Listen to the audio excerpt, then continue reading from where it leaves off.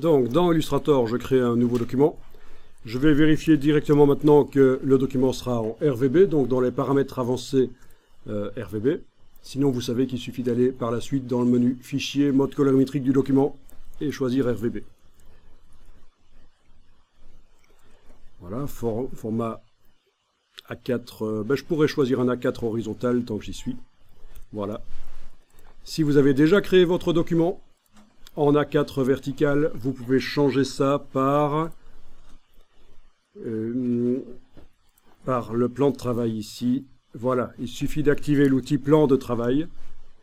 Et là au-dessus, vous avez les orientations. D'abord les formats standards, tels qu'on les voyait dans la boîte de création de nouveaux documents. On les retrouve là quand on active l'outil de plan de travail. Vous avez donc possibilité de passer de vertical à horizontal très facilement comme ça. Donc on peut changer le format du document après l'avoir créé. Ceci dit, ce plan de travail est vraiment juste une référence visuelle. Je vous en avais déjà touché un mot. C'est juste une référence visuelle. On peut très bien créer tout son travail, si on veut, sur le côté comme ça.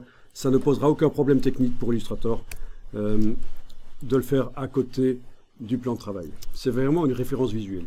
Mais importante parce que, comme je vous l'avais dit, tous les outils de Illustrator, les brushes, les effets spéciaux, tout est optimisé pour des objets à taille normale. Donc des objets qui sont sur une page A4. Si vous faites des objets super grands, vos brushes, vos effets spéciaux vont mal fonctionner. Si au contraire vous faites des objets super petits, comme celui-ci, par rapport à ma page A4, vous voyez, ça risque de pas bien marcher non plus, les brushes, les effets spéciaux sur des trop petits objets.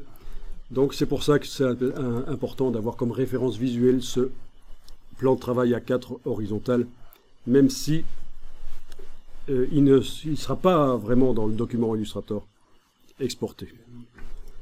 Alors, pour répondre à ta question, de la taille du logo qui doit faire 5 cm, tu le crées à la taille que tu veux dans Illustrator parce que c'est du vectoriel, ce sont des formes mathématiques, des descriptions mathématiques de formes, et que ce soit en petit ou en grand, c'est la même chose. Hein, Ça, je comprends, mais du coup... Donc, si ton logo doit avoir 5 cm dans ta mise en page, tu fais dans InDesign, tu mets des règles, en effet, et tu amènes ton image de logo dans ce canevas-là, dans InDesign. Voilà. Même chose si tu dois l'imprimer à une certaine dimension, oui, donc c'est ça en fait. Hein, tu vas passer par InDesign, c'est toujours plus facile que d'essayer de tout faire dans Illustrator. Oui, je sais. Visuellement, vous pouvez faire dans Illustrator les choses, et au niveau de la dimension, du recadrage des illustrations éventuelles, vous allez faire ça dans InDesign, ce sera beaucoup mieux. Ou alors, vous pouvez aussi le faire passer dans Photoshop. On peut aussi importer deux vectoriels dans Photoshop et faire un fichier PDF au départ de Photoshop. Je m'y connais pas encore énormément, importer ou non. En fait, c'est très souple.